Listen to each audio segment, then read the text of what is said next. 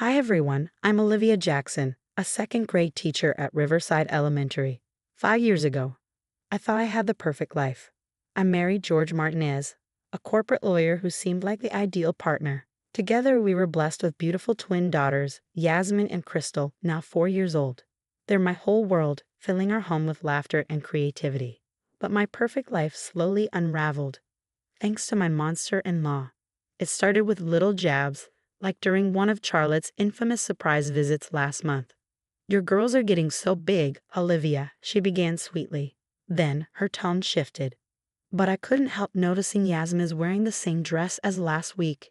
Don't tell me George isn't providing enough for proper clothes." The implication stung, but I kept my composure. "The girls pick their own outfits, Charlotte. It's important for their independence." "Independence? They're 4," she scoffed. "This is exactly what I was telling George about your unusual parenting methods." At lunch the next day, my best friend Noah, a 5th-grade teacher at my school, noticed my stress. "Charlotte again," he guessed. I sighed. "She's everywhere, no." Yesterday, she reorganized my entire kitchen while I was at work. Apparently, I'm not efficient enough. "That's not normal," Noah said firmly. My sister went through something similar. It didn't end well. When I brought it up with George, his response was dismissive. "She's just being helpful. Mom knows best," he said with a shrug. But Charlotte's meddling wasn't just limited to my parenting. Rumors started circulating around town.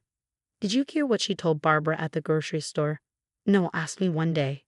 "That you're working too much and neglecting your family." I froze. She said what?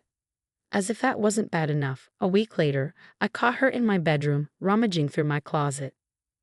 "These clothes aren't appropriate for a mother," she declared, holding up my favorite dress. "George agrees. You should dress more conservatively." "George doesn't get to decide what I wear, and neither do you," I snapped. "Oh, sweetie," she said, with mock sympathy. "A wife should always consider her husband's preferences." I raised him to expect certain standards. That night, George came home late, as usual. When I confronted him, he was defensive. "Mom's just trying to help, Olivia. Why can't you appreciate that? She raised me alone, you know." "I'm not asking for her help, George," I said, barely keeping my frustration in check. "I'm asking for respect in my own home."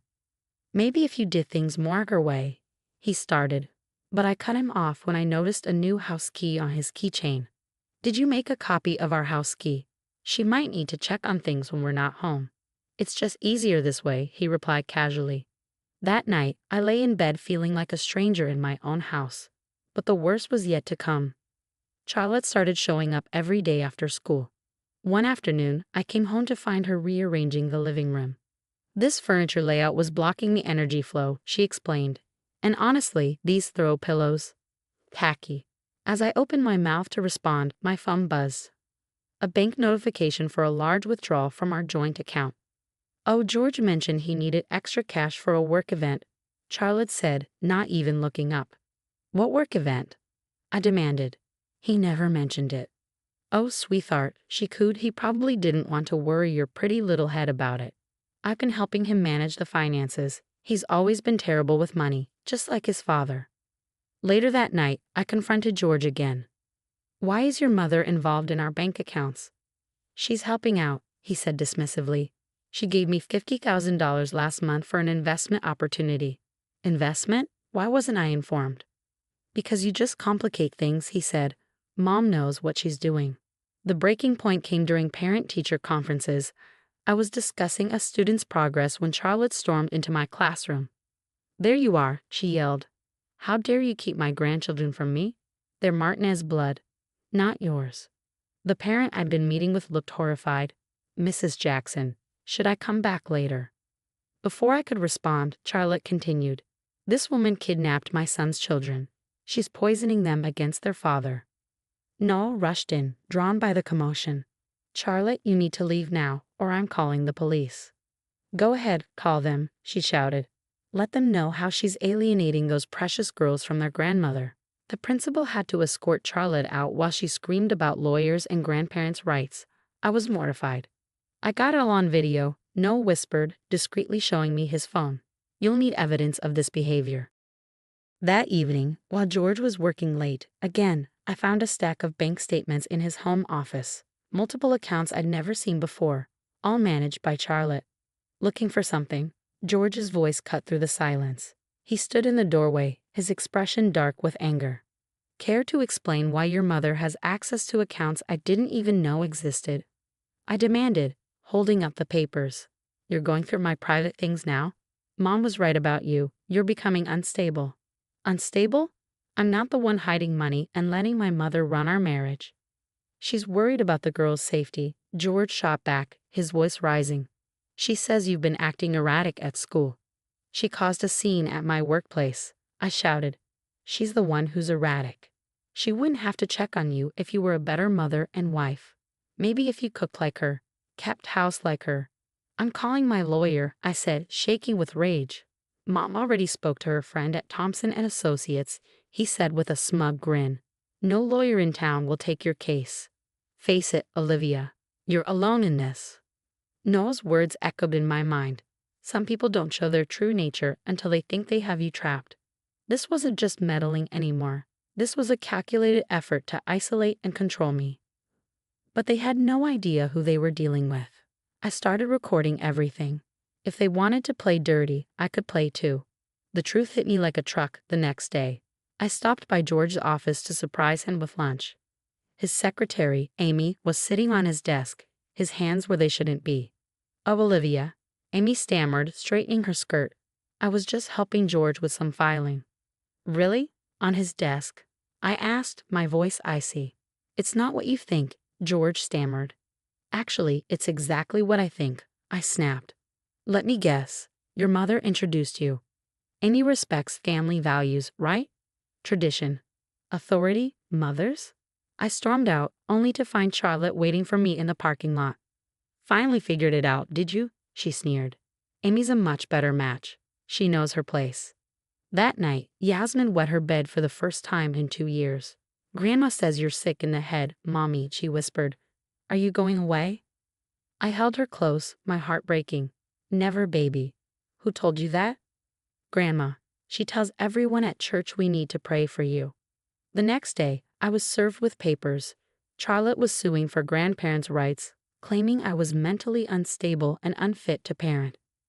Noah, I need your help, I said, my voice trembling. This is getting dangerous. Already on it, he replied. That weekend, we installed security cameras around the house while George was conveniently away on a work retreat with Amy. It didn't take long for Charlotte to slip up. The following Tuesday, the cameras caught her sneaking in, planting prescription bottles in my nightstand. Found these in Olivia's room, she later told George. She's been hiding her medication. Who knows what else she's hiding? Her plan backfired spectacularly when I started digging into George's past. His high school sweetheart reached out after hearing rumors about me. Charlotte did the same thing to me, she confessed. Planted things in my car. Spread rumors I was unstable. George believed every word. Then she introduced him to my replacement, his college girlfriend. What happened to her? I asked. Same story, different year. Charlotte always finds a better woman, until they start having opinions of their own. Meanwhile, the twins' nightmares worsened. Crystal clung to me at school drop-off. Grandma says you're taking us away from Daddy, she sobbed. I knew I had to act fast. I contacted a lawyer in the next town, far enough from Charlotte's reach. We need everything documented, my lawyer advised. Every visit, every lie, every penny she's stolen. This isn't just meddling, it's systematic financial and emotional abuse. When George found me packing one night, he blocked the door. Where do you think you're going? Away from you and your mother's sick games, I said, my voice steady but sharp. Mom says you're having another episode. Maybe we should consider inpatient treatment. Maybe you should consider growing a spine, I snapped. The girls need their grandmother. The girls need therapy because of their grandmother, I shot back. They're terrified of her. They're fine, George insisted. Mom says. Mom says. Do you even hear yourself? I grabbed my pre-packed bags, every detail of my escape meticulously planned. The security footage was backed up, the bank statements copied, the evidence secured. They thought they had me cornered, but they had no idea what was coming. The day I left was just the beginning. I moved in with Noah temporarily while my lawyer built our case. But Charlotte couldn't stand losing control. Late one night, no security cameras caught her breaking into his house. "I'll show them what an unsafe environment looks like," she muttered, pulling a bag of drugs from her purse. Too bad the police were watching the live feed. "Mrs. Martinez, you're under arrest for breaking and entering and attempted evidence planting." And with that, the dominoes started to fall. George's firm launched an audit after Charlotte accidentally copied them on an email about redistributing client funds.